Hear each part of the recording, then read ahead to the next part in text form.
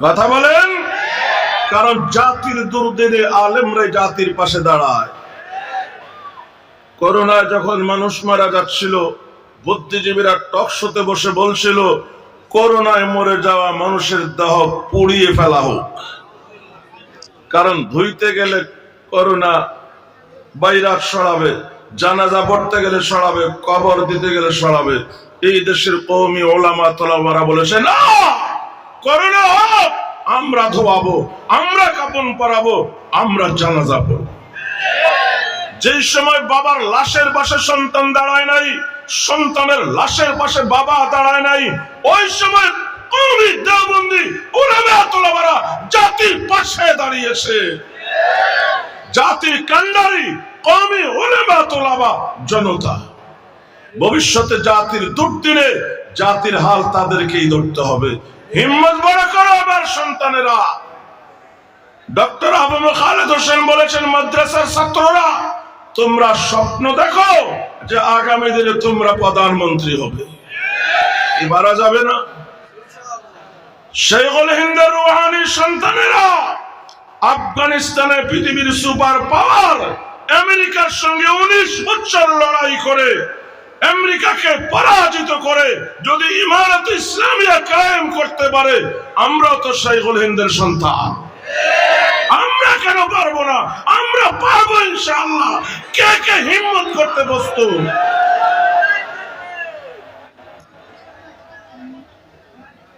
বলুন। এক পাহাড়ের কিনারায় গিয়ে খলিফাতুল মুসলিমিন হযরত ওমর কাঁদছে। সাহাবারা প্রশ্ন করলো, খলিফাতুল মুসলিমিন কেন কাঁদছেন? কোন যুদ্ধে মুসলমানদের পরাজয়ের খবর এসেছে? না। কোন বিশেষ সাহাবীর ইন্তেকাল হয়েছে? না। তাহলে কেন কাঁদছেন? খলিফাতুল মুসলিমিন হযরত ওমর বলেন, এই পাহাড়ের কিনারায় আসার পর আমার অতীত স্মরণ হয়েছে। আমার যখন 22-23 বছর বয়স, এই পাহাড়ে বকরি চড়াতাম।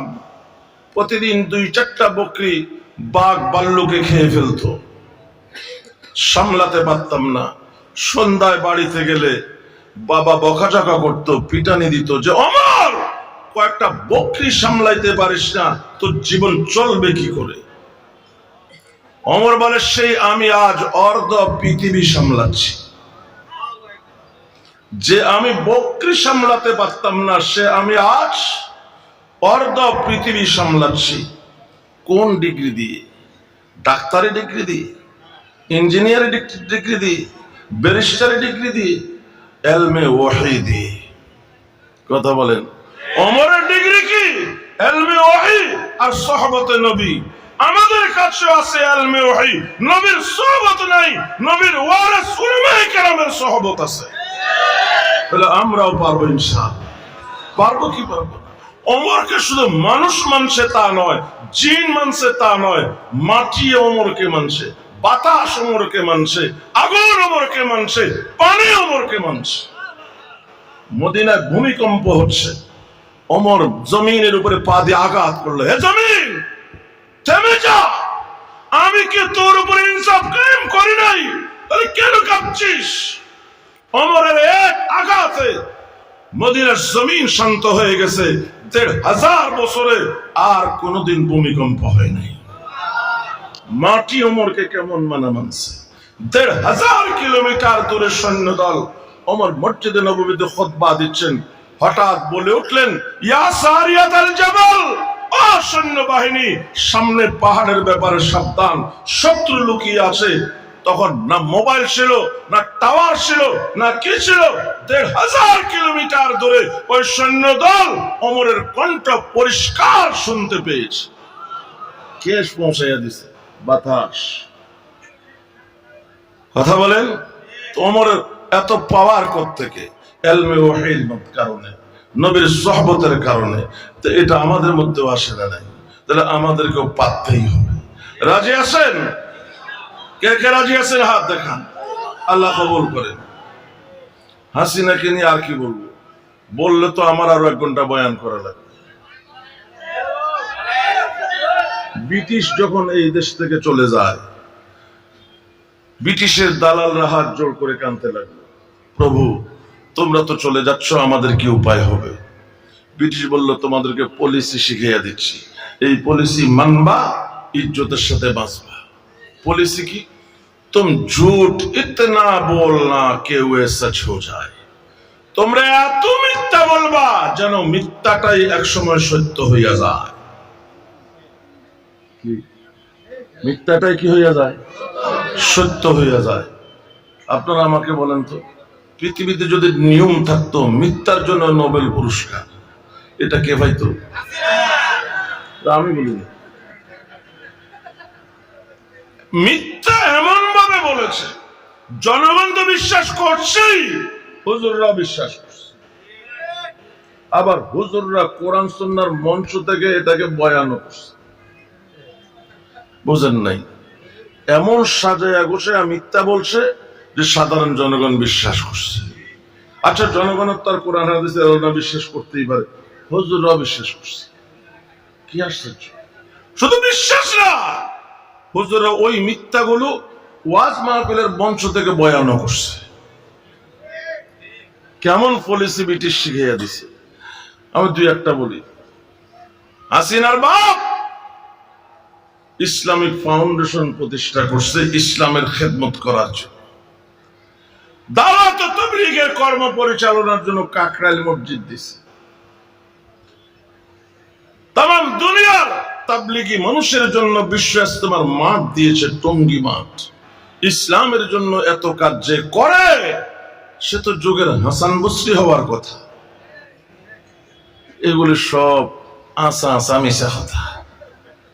এটা চট্টগ্রামের একটা ভাষা, আশা আশা মিশা কথা, মানে ডাহা মিথ্যা কথা কয় না কি? ডাহা মিথ্যা বুঝেনি? চাঞ্চল্যমান মিথ্যা, বড় কঠিন মিথ্যা।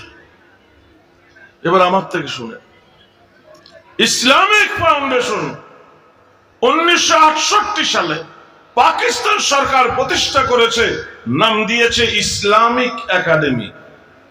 হাসিনার বাপ 1973 সালে একাডেমি বদলাইয়া দিয়েছে ফাউন্ডেশন।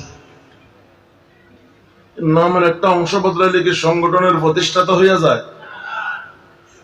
বাচ্চা আমি জন্ম দিলাম, নাম রাখলাম আব্দুল্লাহ, হুজুর কোলে নিয়ে চমকাইয়া কয় আব্দুর রহমান, আর বাচ্চা আমার না হুজুর। আরে বলেন না, সত্যটা বলেন না, আমার না হুজুর।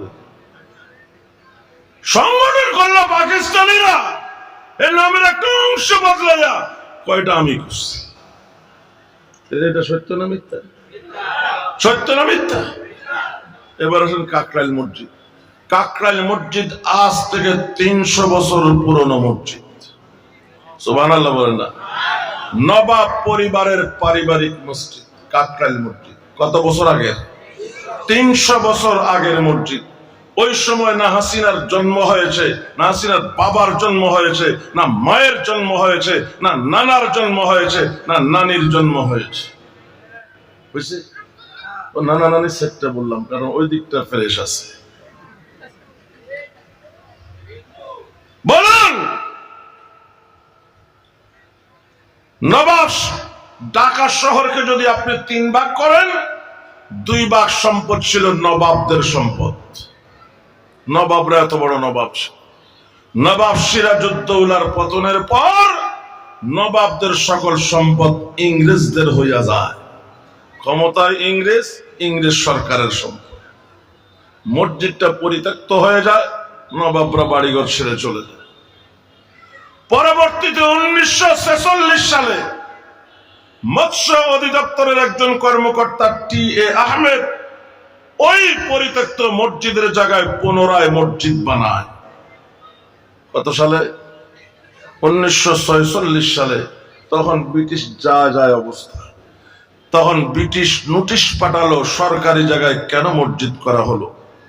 টি.এ. আহমেদ জবাব দিলে, জমিন আল্লাহর, বন্দা আল্লাহর, নামাজ আল্লাহর জন্য। আল্লাহ জমিনে আল্লাহর বান্দা আল্লাহর হুকুম পালনের জন্য মসজিদ বানিয়েছে, কার অনুমতি নিবে? ব্রিটিশ সরকার আর কথা বাড়ায় নাই, মসজিদ টিকে গেছে। পরবর্তীতে 1958 সালে দাওয়াত ও তাবলীগের অন্যতম মুরব্বী ইঞ্জিনিয়ার আব্দুল মুকিস সাহেব রহমতুল্লাহি আলাইহির অঙ্কিত নকশার উপরে কাকরাইল মসজিদ এখনো দাঁড়িয়ে আছে। এটা হলো কাকরাইল মসজিদের ইতিহাস। এখানে হাসিনার বাপ আন্দাইল কোন দরজা দিয়ে? হাসতেছেন আপনারা? এতদিন যে আমাদেরকে ধোকা দিয়েছে, কাকরাইল মসজিদ করেছে, এটা সত্য না মিথ্যা? তাহলে হাসিনার বাপের কাকরাইল মসজিদ দিয়ে হাসান বসরি হওয়ার সুযোগ নেই। কথা কয় না? ইসলামিক ফাউন্ডেশন দিয়া কথা বলেন, হাসান বসরি হওয়ার সুযোগ নাই।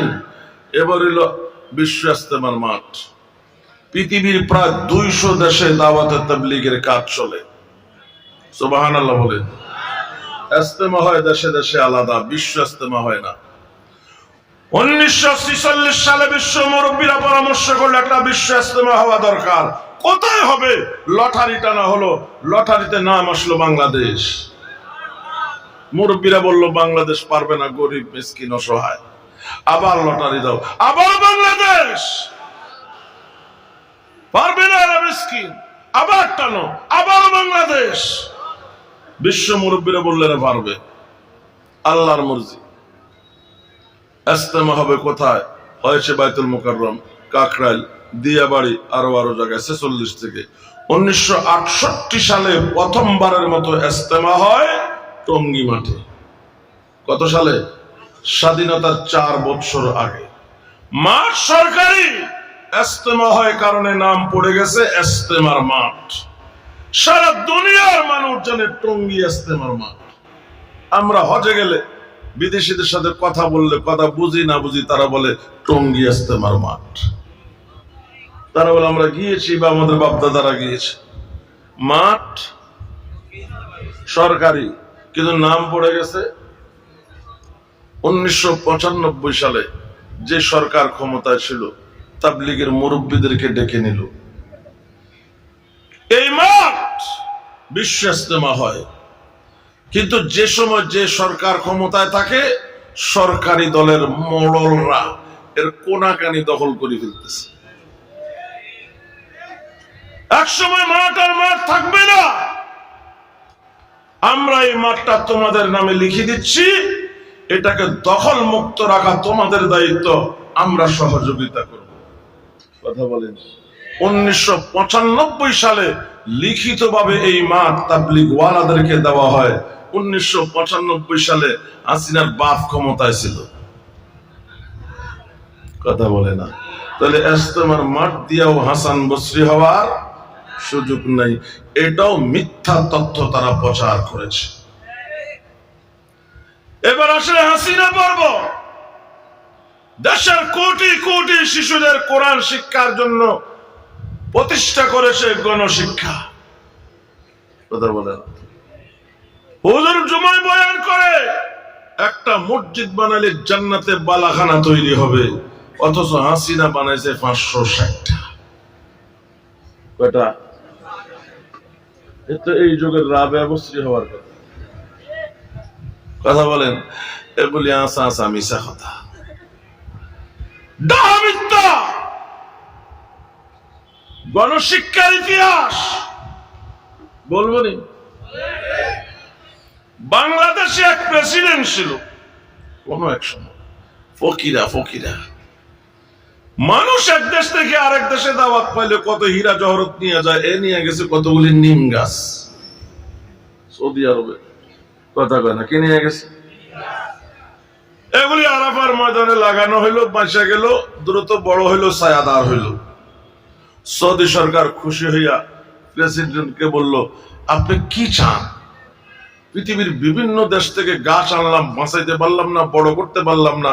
এই গাছ তো বেঁচে গেল, দ্রুত বড় হলো, ছায়াদার হলো, মরুভূমি সবুজ হয়ে গেল। কি চান আপনি? ইনিগুলো আমি কিছু চাই না। আমার দেশ গরিব দেশ, শিক্ষিত অশিক্ষিত বহু যুবক বেকার।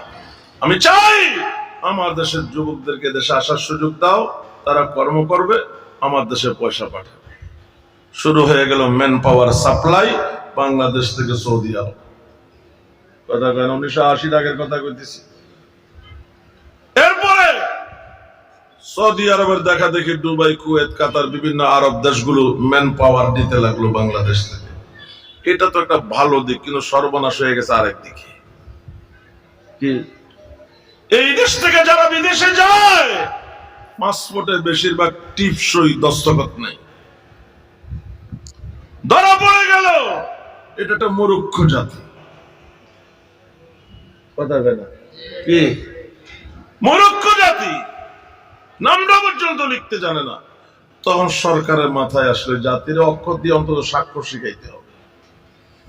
নামটা লিখতে জানলে মানুষের মনে করবে শিক্ষিত, আল্লাহ কাবরা জানো, কত বানো জানো। তখন স্লোগান উঠলো 80 দশকে, 90 দশকে, অক্ষর দিয়ে স্বাক্ষর চাই, নিরক্ষর মুক্ত দেশ চাই। কি মনে পড়েনি আপনাদের? অক্ষর দিয়া স্বাক্ষর চাই, নিরক্ষর মুক্ত দেশ চাই। টেলিভিশন খুললে এই স্লোগান, রেডিও খুললে এই স্লোগান, হাসপাতাল, অফিস, আদালতে স্টিকারে এই স্লোগান, অক্ষর দিয়ে স্বাক্ষর চাই, নিরক্ষর মুক্ত দেশ চাই। কোটি কোটি টাকা ব্যয় করে মাস্টার নিয়োগ করছে, জওয়ান, বুড়া, শিশু, কিশোর, নারী, পুরুষ সবাই গণহারে স্বাক্ষর শিখাও। কথা কন, দুই কারণে এই জাতি স্বাক্ষর শিখে না। এক নম্বর, কিছু লোক আছে মূর্খ, বড় লোক, কথা কয় না। জনগণ জানে না এটা শিক্ষিত না অশিক্ষিত। এখন যদি স্বাক্ষর শিখতে চায়, ধরা পড়ে যাবে, বুঝেন না? এক মূর্খ বড় লোক বিমান উঠছে ফার্স্ট ক্লাসে, হেরে দিছে ইংরেজি পত্রিকা পড়তে। কই এটাই ছিল যেটা, কই হেরে দিছে কি ইংরেজি পত্রিকা পড়ার জন্য। এখন সে উল্টা করে দোষছে, এত লেখাপড়া জানে না, উল্টা করে দোষছে। পাশে প্যাসেঞ্জার শিক্ষিত, স্যার কি লিখছে পত্রিকা? আসলে পত্রিকার প্রথম পেজে ছিল বড় ছবি, ফার্মগেটে জ্যামের। এত উল্টা করে দিচ্ছে, কি আর লিখবে? দেখছেন কত বাস, ট্রাক, গাড়ি উল্টা রয়েছে। মূর্খ হলে যা হয় আর কি। এরা শরমে শিখতে চায় না। আর যারা সাধারণ মেহনতি মানুষ, সারাদিন কর্ম করে বিকেলে আবার অক্ষর দিয়ে স্বাক্ষর শিখতে যাবে, এই এনার্জি থাকে না। এই বিপ্লব ফলপ্রসূ হচ্ছে। তাদের মাথায় আসলো বাংলাদেশে কোন জেলা এই ব্যাপারে সর্বনিম্ন, আগে সেটা বাইর করি। জরিপ চালায় দেখা গেল কক্সবাজার, শতকরা 22 জন অক্ষর দিয়া স্বাক্ষর জানে, 78 জন নামটাও লিখতে জানে। কতজন লিখতে জানে? 22 জন। লিখতে জানে না কতজন? 78 জন। কথা বলেন। কিন্তু কোরআন শরীফ পড়তে জানে শতকরা 92 জন। কতজন? গবেষকরা অবাক হয়ে গেল, এটা কেমন জাতি? মাতৃভাষায় অক্ষর দিয়া স্বাক্ষর জানে না, অথচ বিদেশি ভাষায় কোরআন পড়তে জানে। তখন তাদের মাথায় আসে, কোরআন পড়তে আসা শিশুদেরকে যদি কোরআন শিক্ষার পাশাপাশি সরে সরে ক খ শেখানো হয়, একদিন 22% 92% দাঁড়াবে। কথা বলেন। এই কোরআন পরীক্ষা, কোরআন পড়ুয়াদেরকে, কোরআনের শিক্ষার্থীকে অক্ষর দিয়া স্বাক্ষর শিখাবার জন্য চালু হয়েছে গণশিক্ষা, কোরআন শিক্ষা দেওয়ার জন্য নয়। তাহলে এই শিক্ষা দিয়া কারো রাবেয়া বসরি হওয়ার সুযোগ নেই। যে মহামান্য মেহমানের কথা বলেছি, তিনি ইতিমধ্যে স্টেজে চলে এসেছেন, এজন্য আমি আমার আলোচনা এখানে